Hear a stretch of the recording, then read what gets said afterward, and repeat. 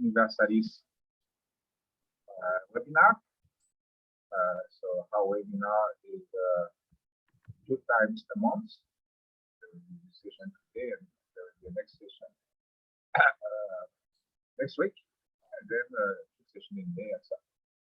So today we have a session with main speaker Schumann, speaking of the origin of logical determinism in Babylonia, and before him the presentation of the normalization, which is connected in some sense to the talk of today of each session.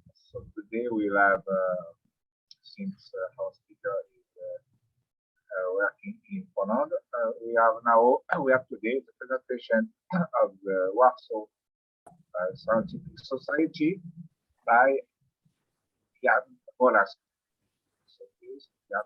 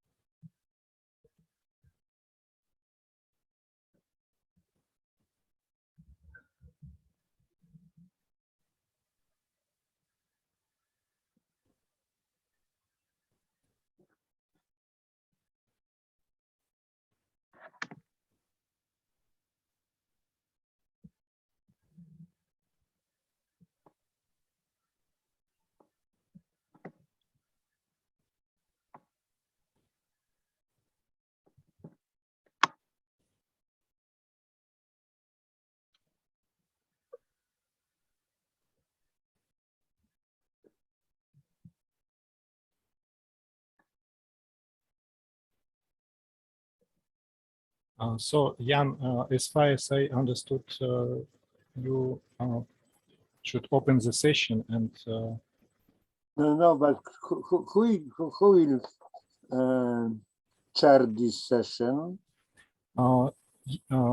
Jan Holland, but you. Okay, I can start if you. Jean-Yves, Yes. Should I start? Yeah, I will present the organization before the speaker, so you can start. Okay, so before I will introduce the speaker, I would like to say a few words about one important Polish scientific organization, important for the development of logic. I mean, Warsaw Scientific Society. It was established in 1907, when was now Polish independent state. Polish was partitioned to 3 countries, Germany, Russia, and Austria-Hungary. And you know, this situation, this political situation, was not very good for the development of Polish science and culture in general. Relatively best situation was in Austro-Hungarian part. For example, 2 universities in Krakow and Lwów, also Polish Academy of Sciences and Arts. It was not called Polish at the time. In German part, practically Polish cultural life was dead. In Russia, it was dependent on actual policy of Tsarist government. For example, Warsaw University was established in 1816, then was cancelled in 1831, partially reconstructed or reintroduced, established in 1862, once again cancelled in 7 years later, and so on. It was dependent on more or less liberal policy of the Tsarist government. However, Poles wanted to do science in Poland and undertook several less or more or less official institutions also in this part of Poland occupied by Russia. After Russian Revolution 1905, this country became a little bit more liberal, and Russian authorities in Warsaw agreed to Poles to establish Warsaw Scientific Society. It was organized in order to promote Polish science. After Poland became independent country in 1918, this society began to work normally. It was organized in this way that there was some department branches where they called official language of the society was French, so was classes. For us, the most important was mathematical, physical class, the third class. Every department, every class published own proceedings, memoirs, compte rendus in France, and this journal contributed very much to the development of logic. Leśniewski and Łukasiewicz published many, and Tarski published many important papers. For example, famous paper by Leśniewski, Foundations of Ontology, it was in the 30s. Łukasiewicz paper, Philosophical Remarks on Many-Valued System of Logic, also very famous paper by Tarski and Łukasiewicz and Tarski, investigations into propositional calculus, which laid foundations, formal methodological foundations for study of propositional logic. Also, Tarski's famous book on semantic theory of truth was published in 1933 in Polish by Warsaw Scientific Society.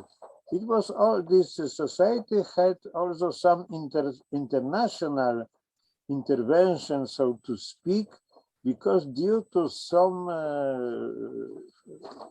well-known French reservations, French mathematicians' reservations toward mathematical logic, Jacques Herbrand had difficulties in publishing his papers in France, and his paper and then famous book in French, Investigations into Proof Theory, was published in Warsaw by Warsaw Scientific Society. It was for request of, I think, Chevalier, who asked Wacław Sierpiński, a Polish mathematician, to introduce Herbrand's work into this society. The system was that a work should be introduced by a member of society and then eventually was published. During Second War, this society was illegal, but it acted in underground teaching in Poland. It was very well developed. Also, society collected some scientific works. Of course, it was extremely difficult. However, some reports preserved, and it shows that, that in the domain of logic were some important result achieved. After war, under communist regime, the society acted, but not very intensively, since 1945 to 1952. Some interesting papers were published. For example, a young Polish logician, Jan Kalicki, who left Poland and became Tarski's collaborator in Berkeley University. Unfortunately, Kalicki died in car accident, I think in 1952. This society was re-established once again in 1981 during so-called Solidarity year. Now exists. Maybe it is not so important organization as, for example, Polish Academy of Sciences. However, it has still a great reputation, and its voice in public and scientific matters is important. So now I would like to introduce the present today speaker, Andrew Schumann. Obtained his degrees, master degree and PhD, first in 1998, then in 2003, both in philosophy from Belarusian State University in Minsk. After he was an associate professor at this university. Then he moved to Poland, and currently is the head of the Department of Cognitive Science and Mathematical Modeling at University of Information Technology and Management in Rzeszów in Poland. Dr. Schumann his scientific interests are focused on logic, artificial intelligence, computer science, history of philosophy, and history of religion. He published 2 books in Russian when he worked in Minsk, namely Philosophical Logic in 2001 and Modern Logic Theory and Practice, Minsk 2004. Then he published Talmudic Logic in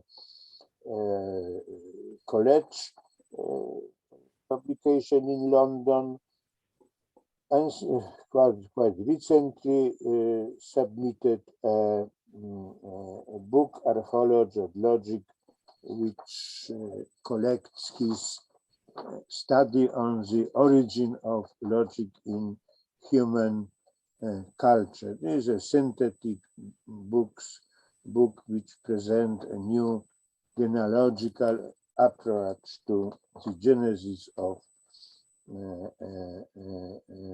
logic. What is important is that Andrew is maybe not opposed, but he supplements or this traditional standard view that logic arose practically only in ancient Greece, and this shows that this view is simplified, that also there were other important places where logic arose. Today his talk is related to his recent interest in the history of logic, and he will speak on the origin of logical determinism in Babylonia. That's all. So, Andrew, please start. Thank you, Professor Walensky, for your presentation. And thank you for this opportunity to speak about this subject. And thank you for the interest that I see that many people attended. So I start. The subject of my talking today is on the origin of logical determinism in Babylonia. And this talking has two parts. The first part will be devoted to modal logic of the Stoics and Yogacharans. And I will show that this modal logic was understood by them very closely. So it means that they have a quite different philosophy, but meanwhile, they had very similar modal logical reasoning, and it is quite interesting. And the second part of my talking will be devoted to the origin of these modal logical ideas we meet in the reasoning of the Stoics and Yogacharans. And my claim is that the origin of these ideas belongs to some very interesting genre of Babylonian literature. This genre is called the prognosis books or omen books. And I try to show that in these books, we can reconstruct a kind of algebraic system very close to Boolean algebra. So, and some modal logical preliminaries. Evidently that for the logicians, all these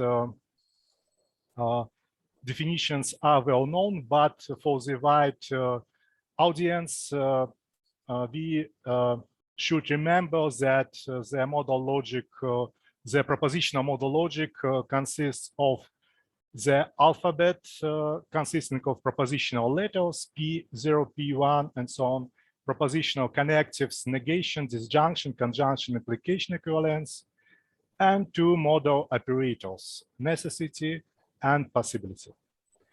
The well-formed formula is defined in the standard way. So each propositional letter is a formula. If A is a formula, then not A is a formula. Sorry, Andrew, sorry to interrupt you, but I think we're still on the first slide on our screen. There might be some. You probably. What's the problem? The problem is that we can only see the first your title slide at the moment, so it's probably a problem with the full screen presentation mode setting or something like that. Okay.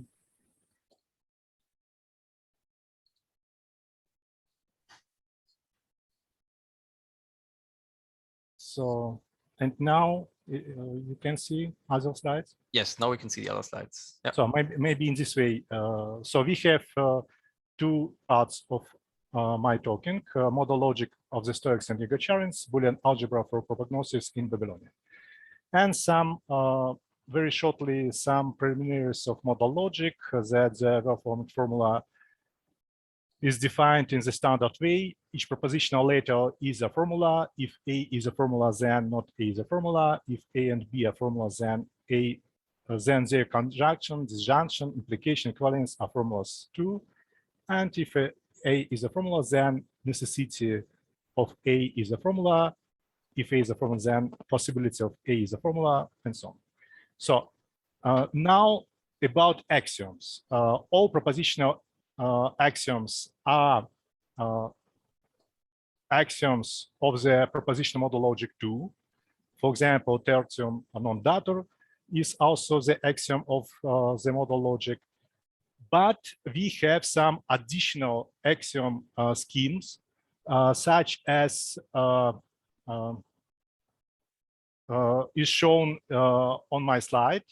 Necessity if A then B, then if necessity A, then necessity of B. So we have some additional model schemes and two inference rules. Modus ponens from A and from if A is then B and A, it follows that B, and necessitation rule. If A is an axiom, then necessity of A is an axiom too. And now about additional axioms. It is very important that we have only one scheme which is basic for all modal logical systems. This axiom is called K. It was mentioned above, and we can have very different additional axioms. For example, the axioms which are underlined by the red color belong to the modal logical systems which assume that there is a contingency. So it means that there is some events which can be and whose negations can be also. So these red axioms assume that there are contingent events, and the blue axioms assume that there is a logical determinism. So it means either something is necessary or its negation is necessary. So the contingent events are excluded. So we can have two possible ways for extensions of this basic modal logic K in two ways. The first way, we assume that there are contingent events, and the second way, we assume that all contingent events are excluded, and we face the situation of logical determinism. It is known that the role of semantics for these modal logics is played by Kripke models. And in these models, their most important role is played by the binary relation of the indices R. Why? Because this relation shows us the sequence of events, and this sequence of events can be different for different modal logics. It means, for example, for the logical determinacy, we have one version of the relation R, and for the logical contingency, we have another R. And a true relation of formulas at an index X in the Kripke model is defined in the standard way.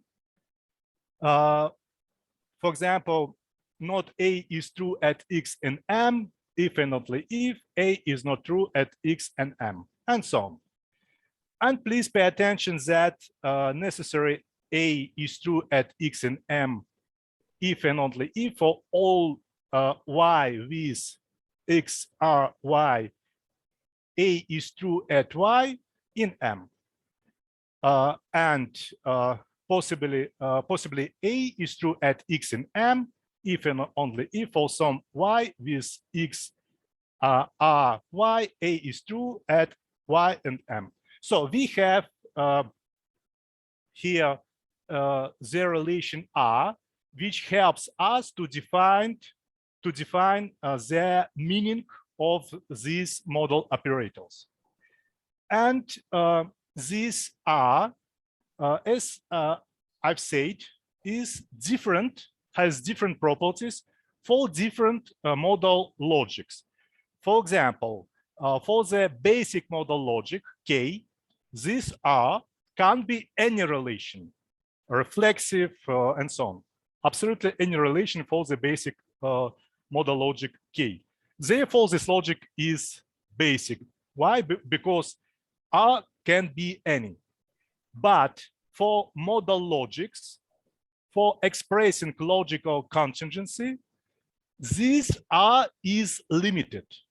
For the system D, the system D is defined by means of this axiom D, necessary A then possibly A. And for this system, R is serial. It means there exists Y such that X are Y. For the system T has the following axiom: necessary A then A. For the system, the relation R is reflexive. X are X. We can see that if a relation R is reflexive, then this relation is serial also. It means that the modal logic T includes all the tautologies of the logic D. Go on. For the modal logic for expressing logical determinism, such as CD, in the CD logic, we have the axiom scheme possibly A then necessarily A. And in the system, R is unique. It means from Z are X and Z are Y, it follows that X is equal to Y. And we have the relation R for the logic K equality, which is bisimilar. It means X are Y, then X is equal to Y. And here we see also that the bisimilar R assumes that R is unique. It means the system K equality includes all the tautologies of the system CD. And it is intuitive that the scheme denoted by equality is more general than the scheme CD. And we can define different squares of opposition now, and to note that these squares of opposition are different for different modal logics. So the square of opposition for the logic D. It is the square of opposition which was defined in the book of Aristotle, implicitly, not explicitly, De Interpretatione. In this book, Aristotle tried to define modal operators with the following relationships.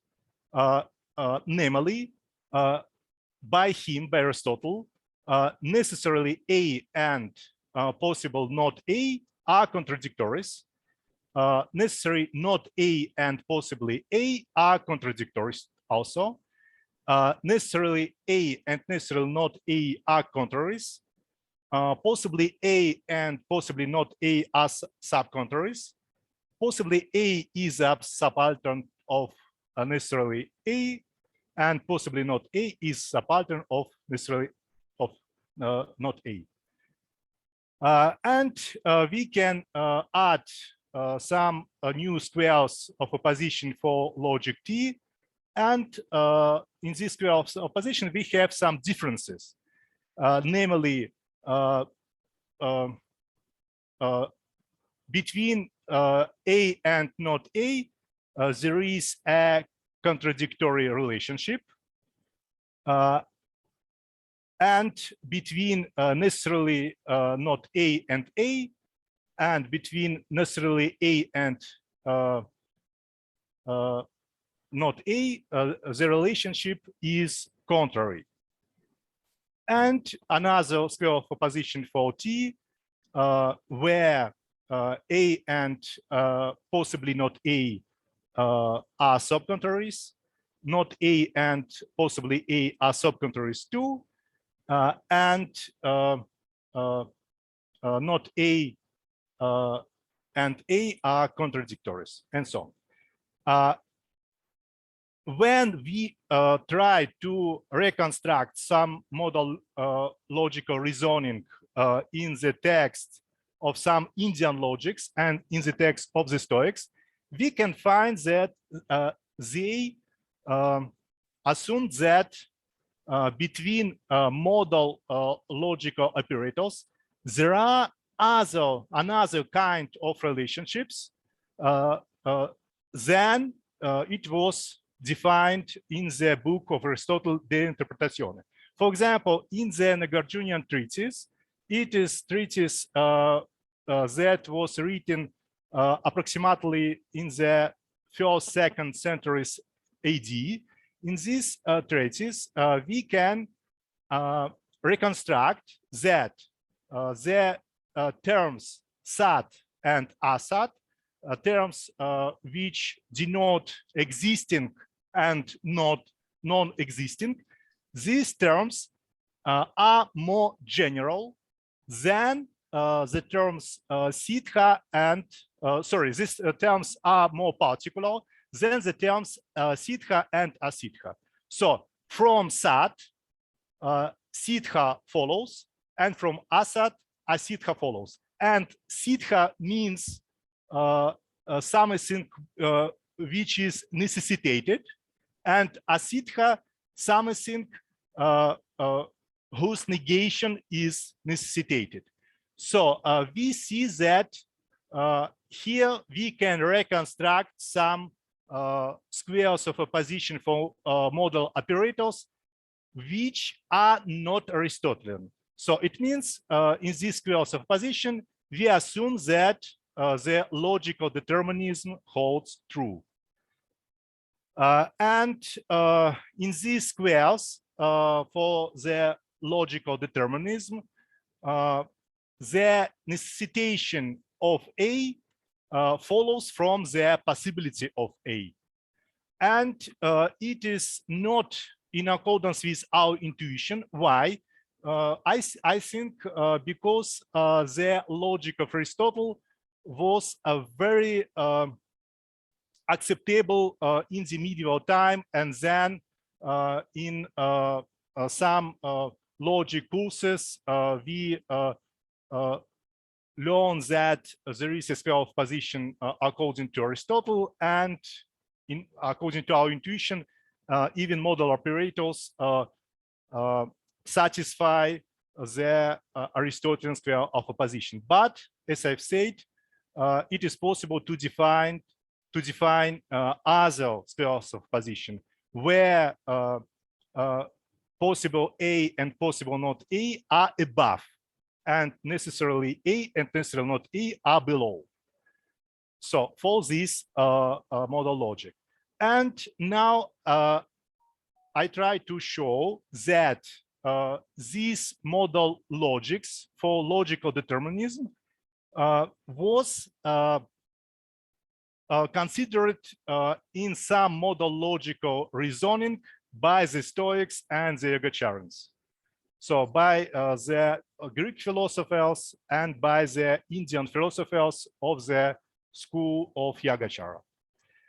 There is very known motto, there is a very known statement from the book of Cicero, De Divinatione, that nothing happens without a cause.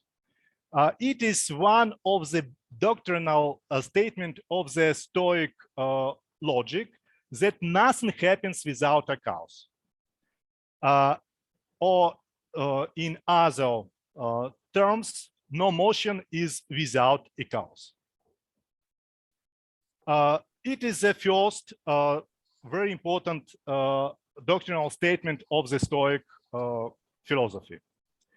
The second doctrinal statement, which can be reconstructed by us, is as follows.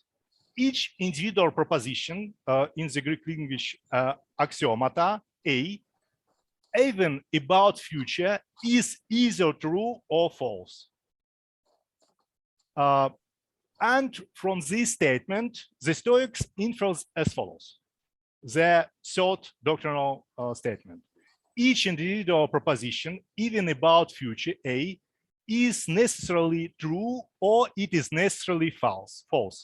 So it means that not only each proposition is true or false, because the same holds true for Aristotle also, but the next statement is valid for the Stoics, that A is necessarily true, or either A is necessarily true or it is necessarily false. Evidently, Aristotle denied the validity of this statement. According to Aristotle, it is not always true because there can be some contingent events. But if we assume this axiom, all the contingent events are excluded. Thus, according to the Stoics, modal logic K, equality, and CD are more natural than logic C and D. Some Stoics synonymous for the word necessity: inexorable, inflexible, invisible, and so on. All of them are attributes of fate which rules over the world. And some Stoic synonymous terms for fate: destiny, pneuma, chaos, reason, Zeus, view of Zeus. Due to the fate, each event has its cause. So each event should be regarded as actual, as if it happens in the present tense. The next doctrinal statement of the Stoics: each past, present, future event A is actual and then necessary. So each event is actual, and therefore each event is necessary. And it is very consonant with the cryptic semantics. So in the same way, in the cryptic semantics is understood the relation R, which is bisimilar. So it means that if the relation R started from X to finish at Y, then X and Y are equal. So it means that the event A represents an actual time. So if the proposition A is true at A, then A is necessary for the bisimilar R. So necessary R is true at A. So according to this relationship of the cryptic semantics, we assume that all the events can be actual. And therefore, if they are actual, then they are necessarily. The same epiphany of bisimilar R come to the Stoics, as we see. According to them, making all events actual and all actual events necessary, fate can be called the greatest necessity, the greatest cause, the cause of all things, invincible and unpreventable and unchangeable cause. So, and then we go to the fifth doctrinal statement, that everything happens in accordance with fate. First of all, it means that the universe is causal network. This network is called by Chrysippus interweaving of causes, chain of causes, and so on. We can show the axiom of these logical deterministic model systems when from possibly A follows. So if possibly A, then A. And we can show on the following example how this axiom was understood by the Stoics. According to the Stoics, a proposition A is possible now, that is possibly A, if and only if nothing external hinders it from happening at some time from now on. For instance, the proposition this code will be cut in half is possible from now on if and only if there exists the code that was not won out yet. In this case, being won out is an effect of something external that hinders the event being cut in half from happening. Let us pay attention that we have the following two general conditions. An event is actual if and only if there is a cause now what affected on the happening of this event, and an event is possible if and only if there are no causes now which hinder this event from happening. As we see, the condition I is more general than II. So from II, it follows that I. Here we deal, we deal with this axiom in the terms of the Stoics. The axiom, if possible IA, then A. And very similar doctrinal statements can be found in the Yogacara teaching, in the Yogacara philosophy. For example, the first statement, the first doctrinal statement which can be reconstructed. There is adhakriyatva, a causal efficacy as a criterion to be a real. So a quotation. We see the causal efficiency only of causes and conditions. It is the cause of origination because when the causal complex is given, there is existence. And when not, there is non-existence. Therefore, only the causes and conditions are bringing forth. So according to the Yogacara philosophy, all the same as for the Stoics, each event has an appropriate cause. Each event is real only because there are some causes for it and nothing more. So it is the first statement of the Yogacara, very similar to the statement of the Stoics. The second statement, each claim, Sathya, that a property P, dharma, belongs to a subject as dharmin, is either true or false. So we can reconstruct this statement from the books of Yogacara. As an example, the following quotation. Since two contradictory properties, dharma, can't occur in one subject, dharmin, let us grant that there is invalidation of the antinomic reason. But there is no contradiction like that here. So the first statement that each event has an appropriate cause. The second statement that each event A is true, is either true or false.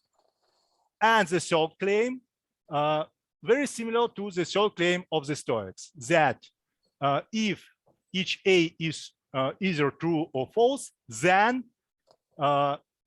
each event necessarily is true or necessarily is false. This claim is as follows. Each Sathya, that a property P dharma belongs to a subject as dharmin, is either necessarily true, it expresses a necessary connection, swabhava, between S and P, or it is not necessarily false. And we can support this statement by some quotations. And now let us consider some model logical reasoning of the philosopher of the Yogacara school, Dharmakirti, and his example of permanent entities. His example is as follows. Rabbits' horns. Evidently, rabbits' horns are impossible. We didn't face them, and we can state that these rabbit's horns is something which is impossible.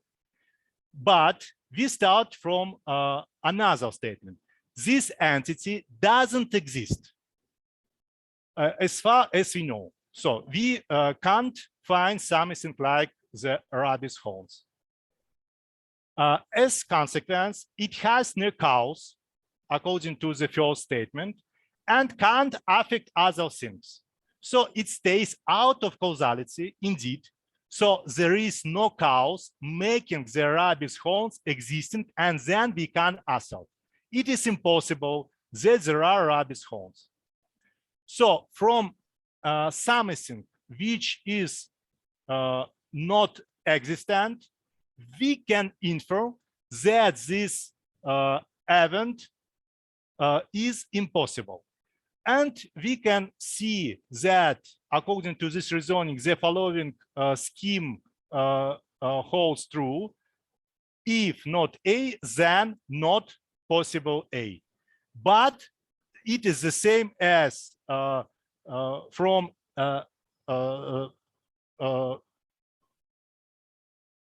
if we make the contraposition for this statement.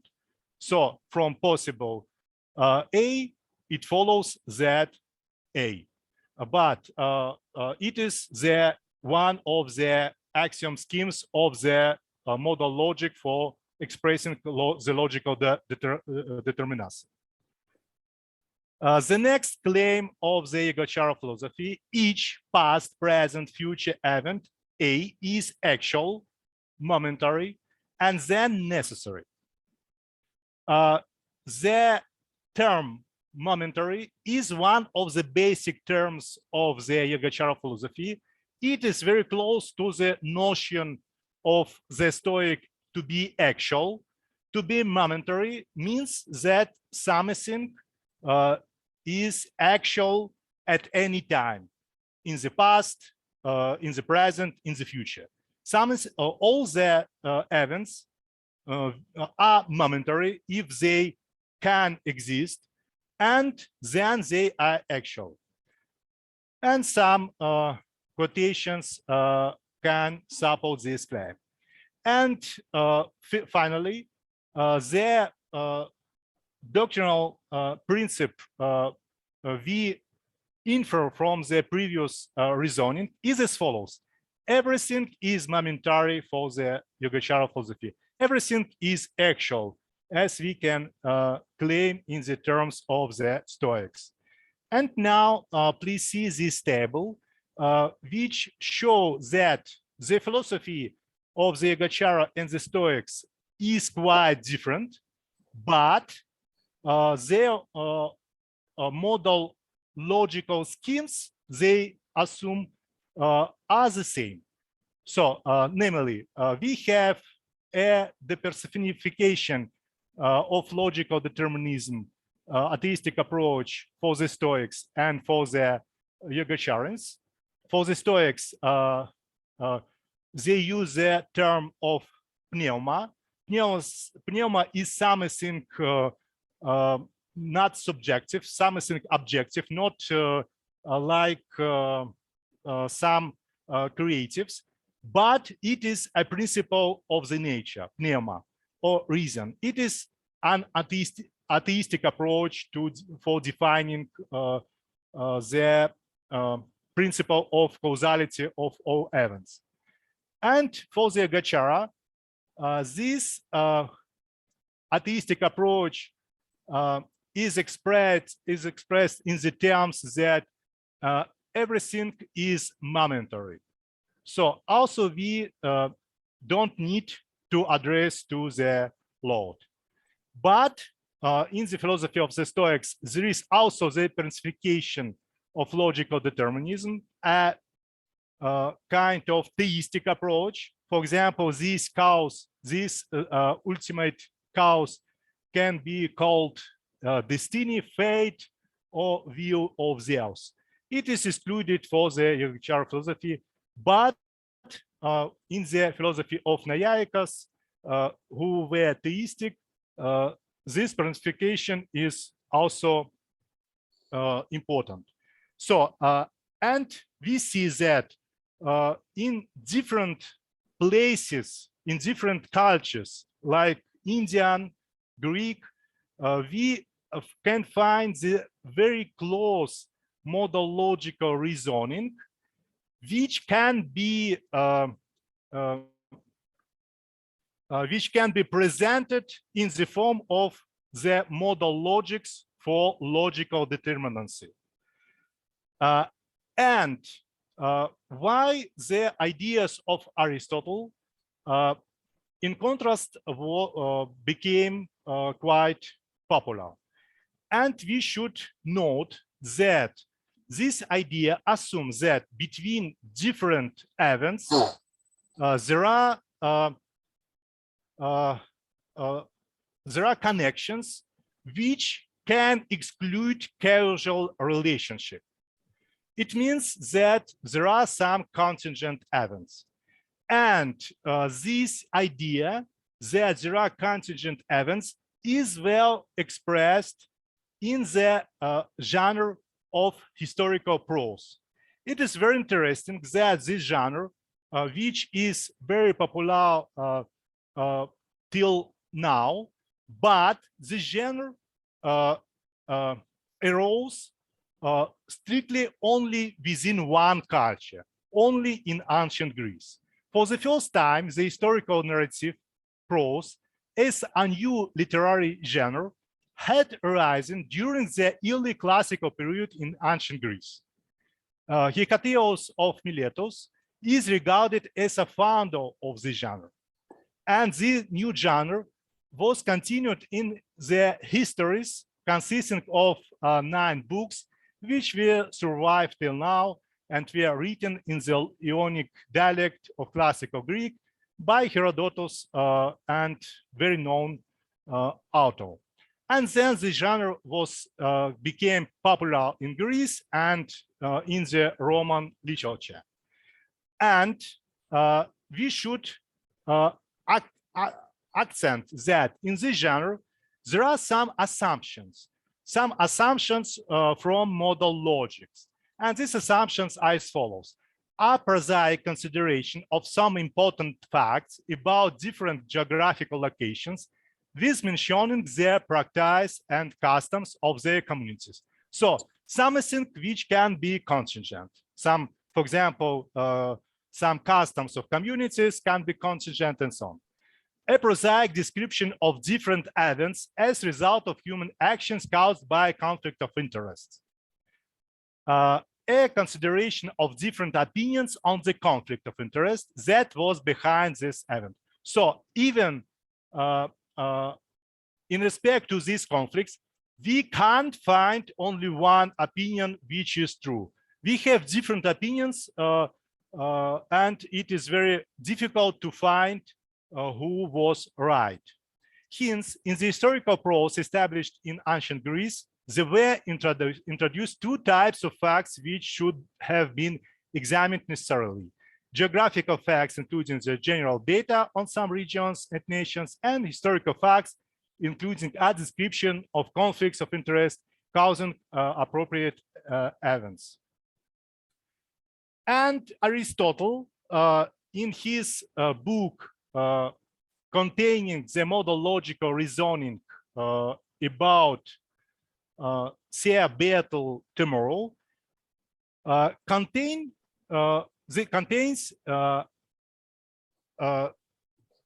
mere this historical view. So his claim, just to exemplify the existence of contingent events, was taken from the historical prose. Sea Battle Tomorrow.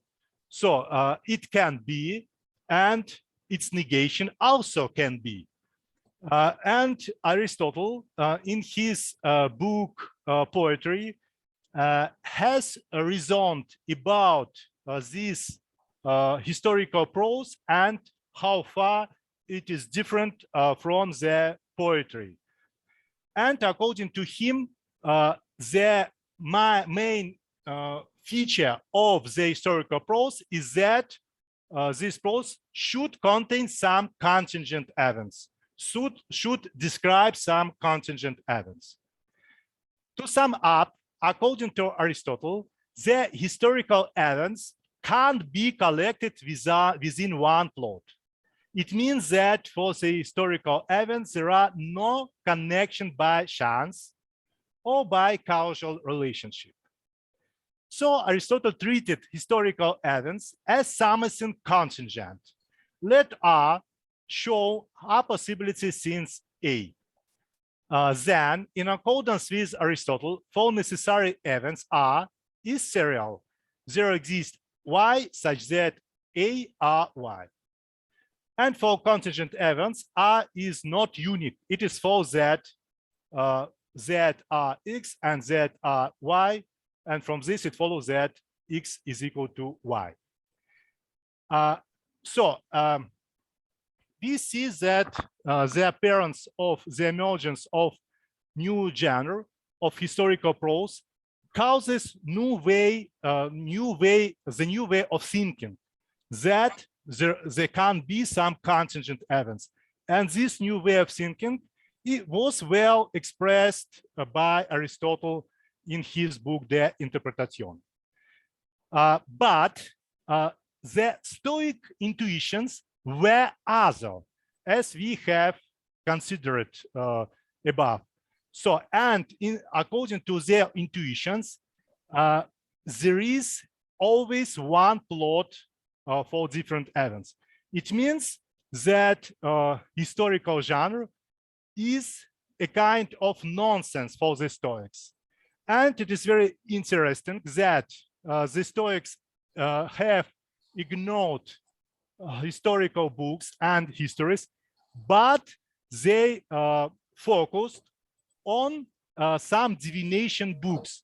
And many Stoics, as we can read, for example, in some Greek sources, many Stoics wrote some books about divinations instead of historical prose.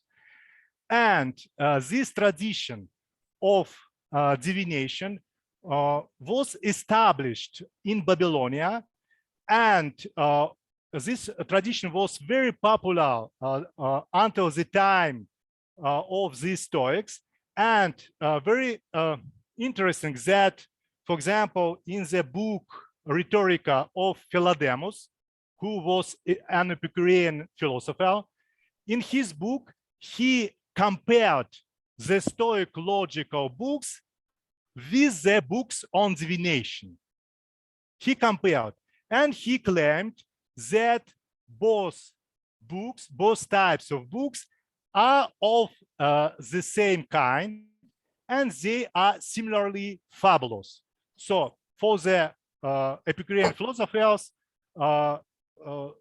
some divinations were excluded, therefore logic as well is excluded.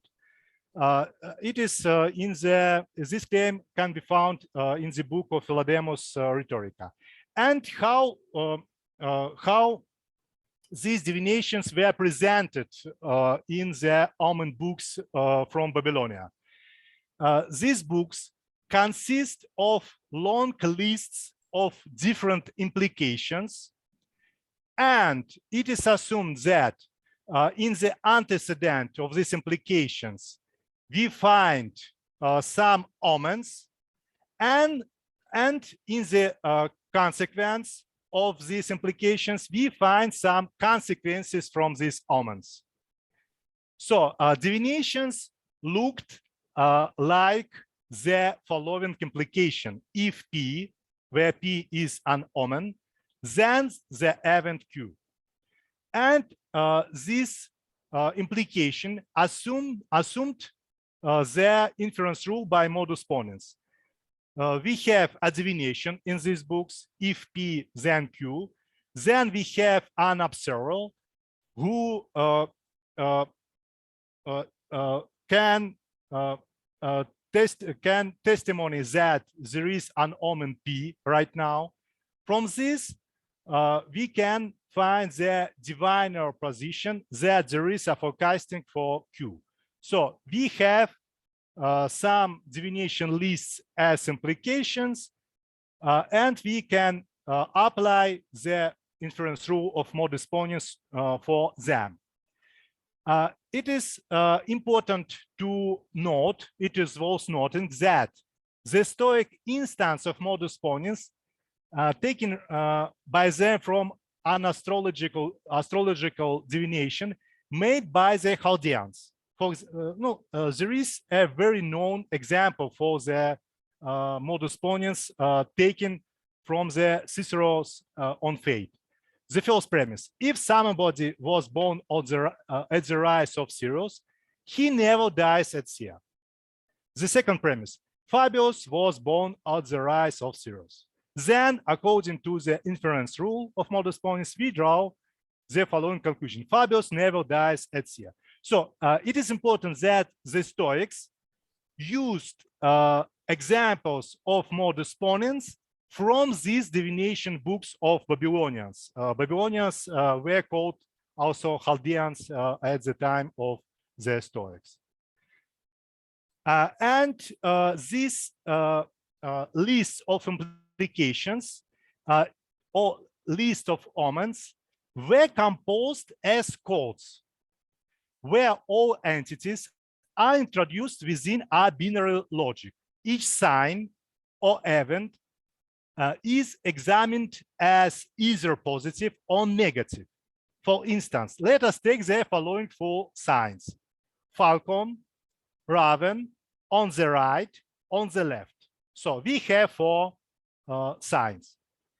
We obtain the four omens as possible combination of four signs: falcon and on the right, falcon and on the left, raven and on the right, raven and on the left. Hence, the algorithm of composing omens is as follows. Let us take two product K signs of the first order, two product L signs of the second order, and so on, where KL are bigger than 1. The point is that there are considered only binary oppositions, so that each sign has an opposition within a couple. Then we have two with the power K plus L and so on of all possible combinations, given different antecedents of conditionals. As a consequence, taking the four signs, we deal with a code of all conditionals. If falcon and on the right, then. If falcon and on the left, then. If raven and on the right, then. If raven and on the left, then. These codes contain some conditionals for predictions. And very important that these codes were composed in the way of Boolean combinations of positive and negative signs. And these combinations were in the form of implications where the antecedent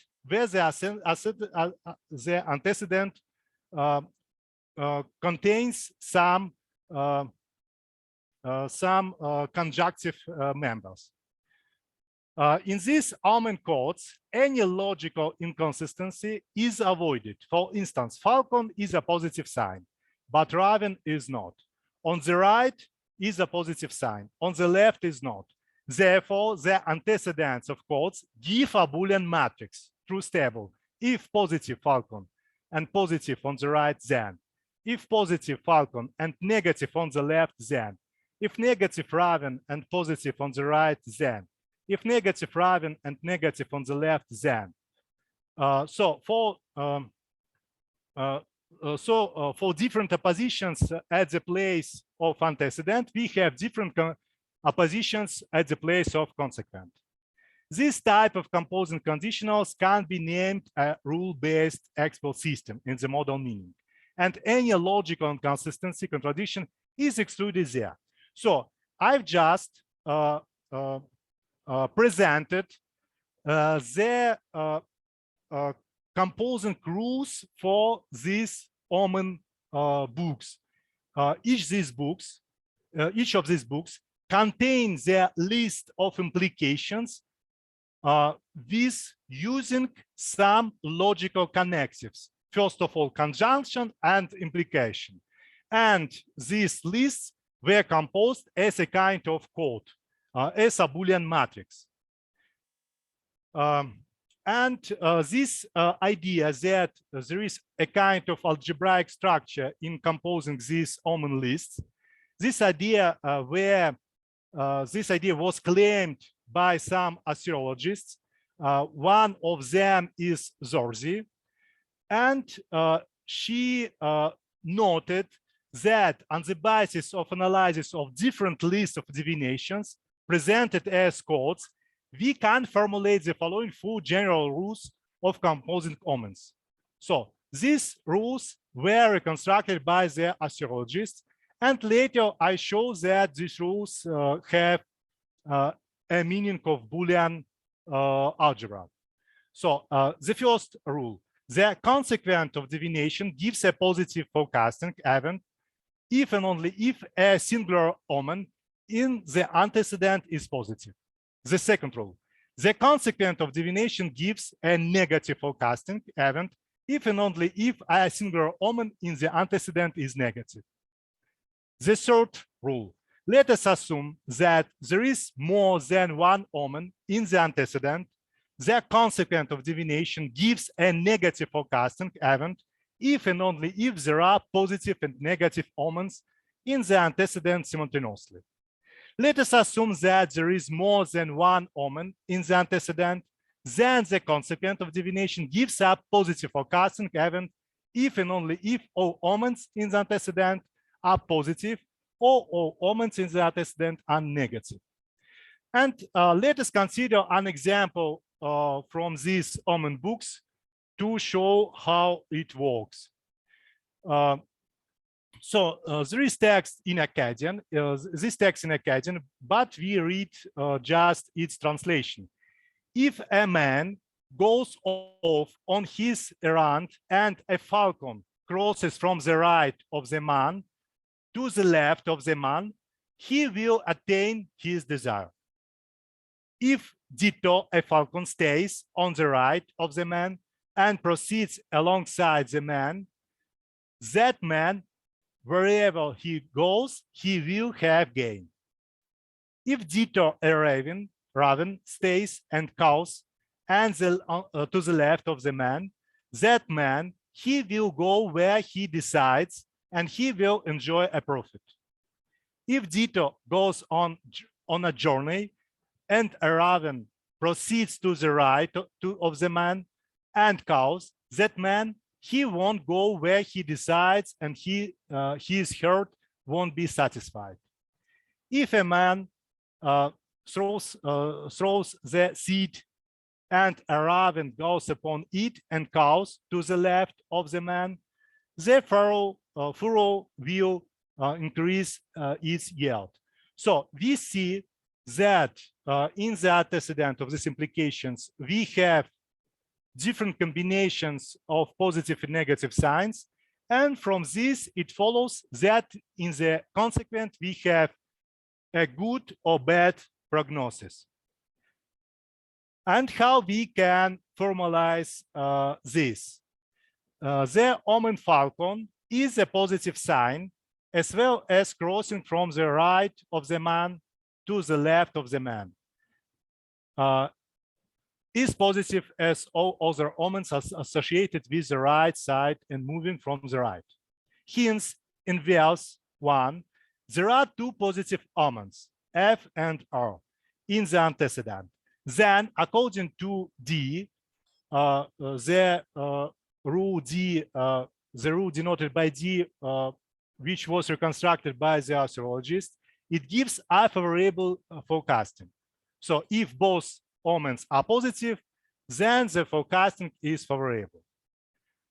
Next, the verse denoted by 2. The omen falcon is positive, the omen staying on the right of the man is positive, and the omen proceeding alongside the man is positive. So all the omens are positive simultaneously. And by D, we obtain again a favorable conclusion. The next version, the omen raven, the opposite to falcon, is a negative sign. The omen raven caws is negative 2. The omen to the left of the man, the opposite to right, is negative also. to the same extent as all other omens connected to the left side. Thus, all the omens in the antecedent are negative simultaneously. In accordance with the rule, it gives a positive prediction. So the next version, the omen Raven is negative, the omen Raven cows is negative, but the omen proceeding to the right of the man is positive. We have a mix of negative and positive signs. It means that according to C, the prediction should be negative. So the prediction is negative. We have only one omen which is negative, or we have the situation of the mix of different omens, positive and negative. And if the antecedent contains only positive or only negative omens, then the prediction is favorable. So we can use the following notation to denote positive and negative signs. +1. Sorry, Andrew, but please come to the end because okay, so you're speaking almost 1 hour. Okay. So very shortly now, we can formalize this reasoning by the following denotations: +1 positive sign, -1 negative sign, and conjunction is understood in the classical logic, implication as understood in the classical logic too. And in this way, we see that if we formalize logically all this reasoning, then each implication from the omen books expresses a kind of tautology. So according to these truth tables, we have that in the considered example in Akkadian, the divination list contains only propositional axioms, only tautologies. And from this, it follows that we have, we can re-examine these composition rules found by the astrologists in the way of the Boolean algebra, which shows that the omen lists were composed in the way each implication should be a tautology. And the last slide from the Bible, from the book Song of Songs, we read, his left hand is under my head and his right hand does embrace me. So in the first prediction, we have a combination of two negative omens, which should give a favorable forecasting, as we know. So, for example, if this left hand would be not under my head, but on my head, then this expresses the negative forecasting, but the forecasting is positive according to this rules of composing omens. So just sum up, we have two possible modal logics for expressing logical contingency and for expressing logical determinism, and some roots of the ideas of logical determinism can be found in this genre of Babylonian literature, in the genre of omen books. And even we can reconstruct some intuition of about the Boolean algebra in the composite rules of these omen lists. So thank you for your attention and maybe questions. Thank you. So now we can start comments and questions. Can you turn out slides? Which one? You all because okay. Because I need to see. other persons. Okay, thanks. So please, there are some comments, questions. Romain, please. Yes? Sorry, no, it wasn't a question. I was just clapping. Okay. The presentation. Is someone?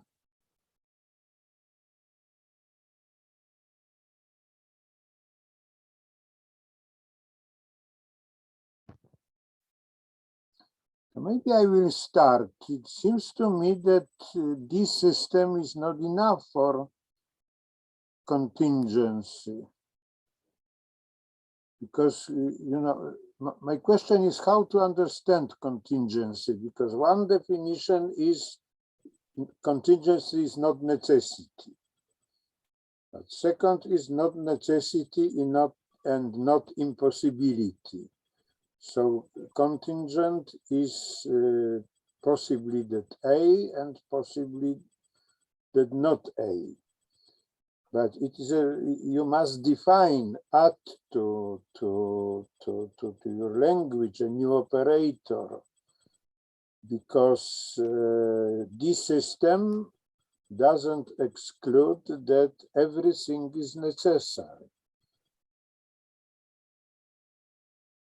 Or in the case that everything is obligatory, for example. Yes, I understand the contingency in the way of Aristotle. Very interesting that he calls the contingency Tyche, but we know that Tyche is a goddess of destiny, of fate, and he understood their contingency as follows: A is possible, not A is possible. So as you have said, evidently that the negation of this claim, A is possibly and not A is possibly, the negation of this claim implies that A is necessarily, either A is necessarily or not A is necessarily, and it is a kind of determinism. So the negation of contingency as a kind of determinism. Evidently we can use different terms for them. I understood them only in the way of these two different modal logics, for where we have possible that A is possibly and not A is possibly, and this logic D, which can use for formalizing the Aristotelian model reasoning, but it is possible another way, where the statement either A is necessary or not A is necessary is an axiom. If it is an axiom that all the contingent events are excluded. Okay. I would like to, can you hear me? Yeah. I would like to point out that Richard Rothley in the 60s and later on other people in Australia have been working on the logic of contingency. They use this name.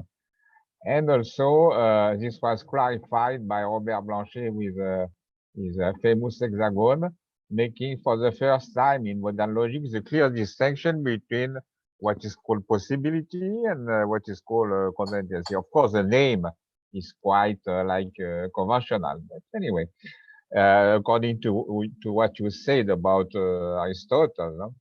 So and what Jan Wolanski was saying also about contingency. So the idea of Rothley is exactly to he published a paper about this at the end of the 60s, is to consider that something is contingent if it's not necessary and if it's possible. And then the negation possible in the sense of functional logic. Something is possible A and possible not A. That's the definition of contingency according to Otley. And the negation of contingency, which is called non-contingency, is something which is necessary or impossible. So that's the hexagon of modality as we know it nowadays, and I think it fits with what Aristotle was saying. But since Aristotle, in the development of modern logic, there was a problem because there was, on the one hand, there was a square for the quantifier, and for the modalities, it was not clear if it was a triangle or if it was a square. And this discussion was clarified only when Blanchet started to work on that in the 50s. He was trying to clarify this this question. That's what I wanted to say. So I agree that there can be different approaches to definitions of these basic notions, and in the model logics which have the Kripken models, it is assumed that the negation of possibility is the same as the necessity of not the negation that not possible that A, it is the same as necessarily not A. Or for example, not for example, necessarily not A, it is the same as not possible that A, and so on. But evidently we can face some different assumptions in the definition of these basic model operators. For example, maybe I show this on the example of the quantifiers. So the quantifiers, the existential quantifier is understood in the Aristotelian way that it is that the existential quantifier of A, it means that some A, but maybe all A. So, and in the same way, we can understood the model operators that, for example, possible A, it means possible A, but maybe necessarily A. But we can understood in the non-Aristotelian way even the existence of quantifier. It means some A, it means some A and surely not all A. And in the same way, we can define, for example, the model operator possible A.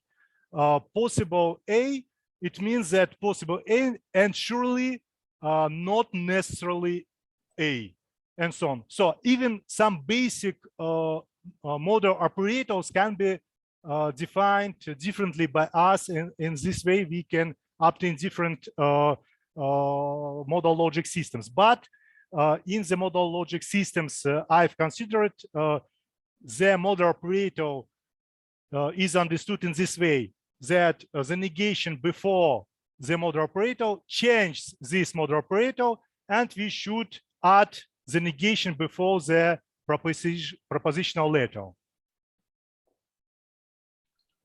Okay, very good.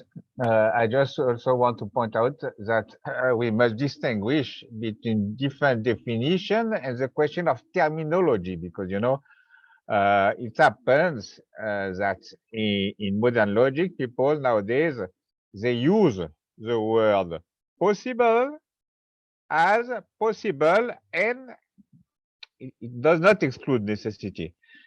Well, that's a choice of terminology. Okay, and then we have contingency for something which is possible, but not necessary. It's a question of terminology, and it's not necessarily good to find a good terminology. It's the same with some. I mean, some.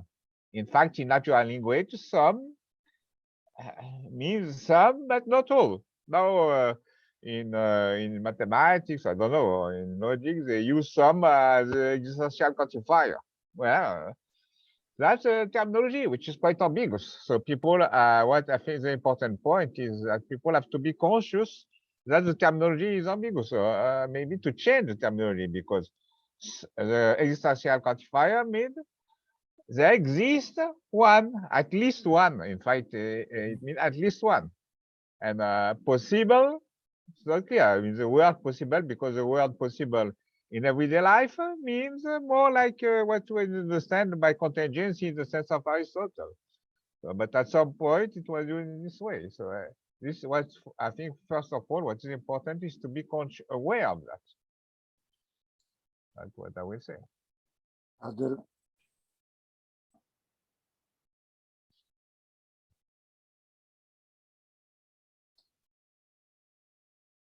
So maybe me once again, it is not only problem of terminology. For example, in philosophy, I mean in philosophical theology, if you take Aquinas, so he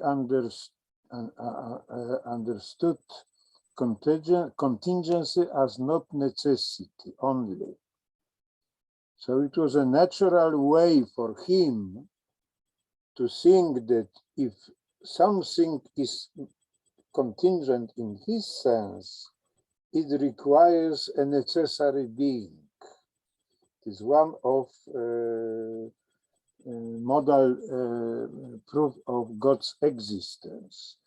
However, this argument does not go when contingency is, or it is not so easy.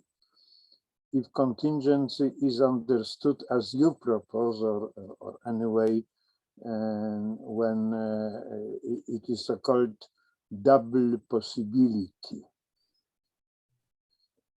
Possible that A and possible that not A, and ordinary usage is of course second one. Maybe that in the case of permission, it is even quite more evident. So permission in logical sense does not exclude obligation. However, if you ask a person on street what is permitted, this person will answer certainly if I can do that and if I don't need to do that. So it is a kind of freedom. So it is not only a terminological problem. And for example, my teacher, Roman Ingarden, a very famous philosopher, he argued, I remember on his seminars, and we had several quarrels, that possibility means possibility and not necessity. He claimed that modalities should be separated. What is possible cannot be necessary. But in modal logic is, of course, quite different. And this analogy is, with quantifiers, is very, very illuminative, because some A or B in ordinary language is understood really not every A is B. So it is some are and some are not. And we should, of course, be aware of this situation, because for evaluating ordinary arguments, this is quite important. Okay, so other questions or comments? Please, we have still time. And perhaps you have some comments about this problem of yes, understanding of possibility and contingency. Yes, I agree with you that it is very important to follow some strict definitions of terminology, but sometimes these definitions can be just supported by some logical formulas. So for me, for example, contingency is the same as A is possible and not A is possible. But philosophically, it is better to tell, as you have said, that A is possible and not necessary A. But for modal logic, it is the same as a possible A and possible not A. But intuitively, it is better to say, I agree, that possible A and not necessary A. So because in this way, we can fix this nature of contingency. But the statement possible A and possible not A is not so intuitive for us. Instead of the previous claim, possible A and not necessarily A. And yeah. It's not an argument because, you know, intuitive or not, if you perform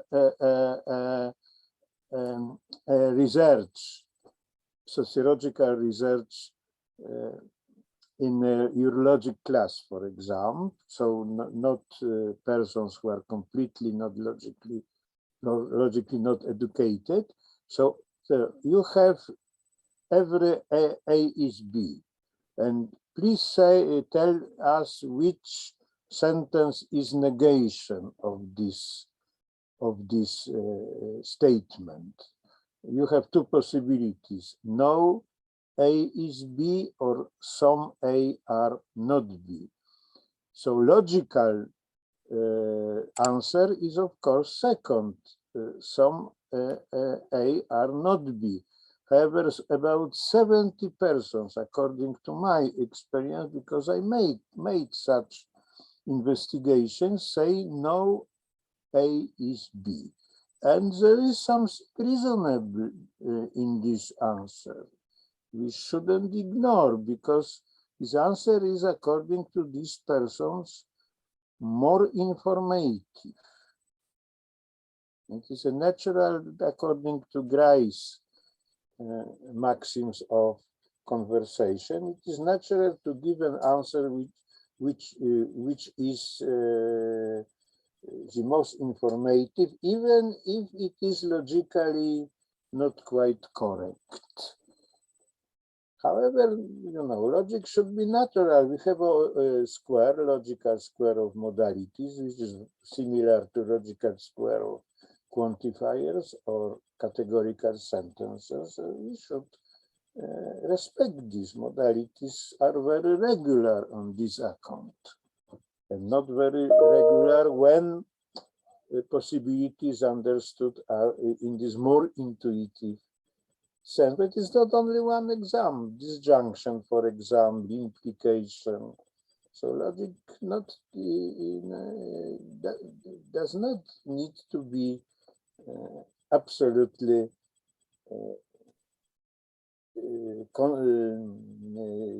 coherent with natural usage, like mathematics. You know, for many people, dividing by zero is a quite nice operation. Why not? Why one is not a prime number? It satisfies a condition. So. Maybe I would like add something else to my talking.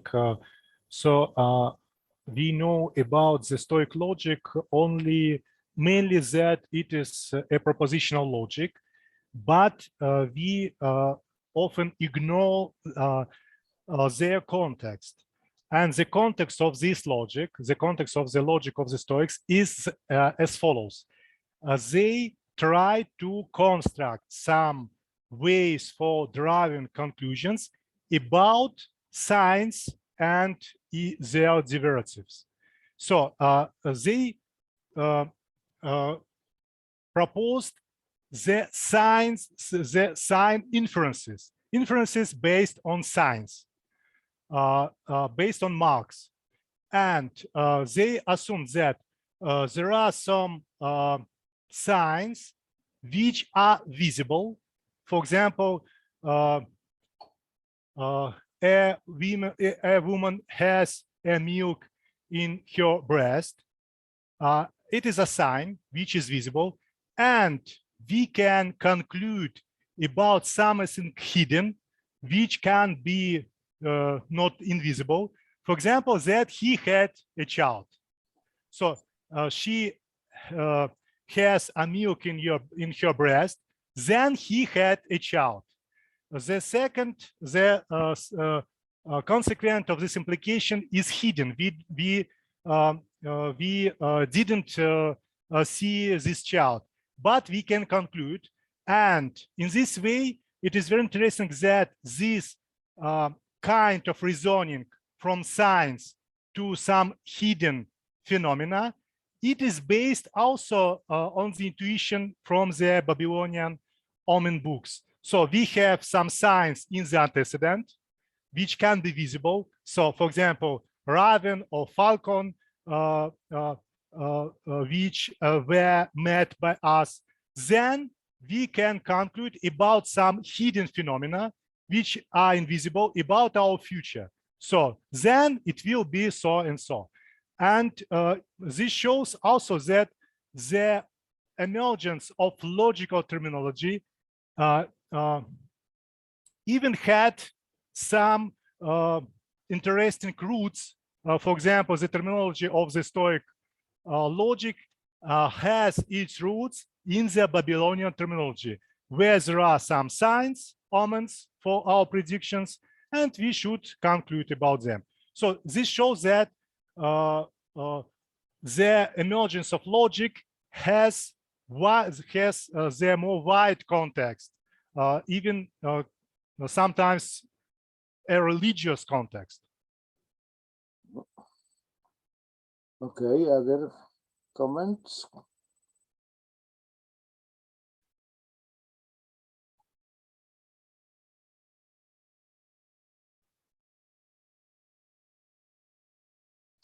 I don't see.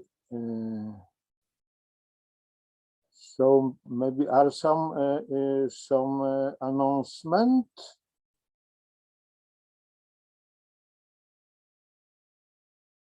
Jan, do you have some announcement or?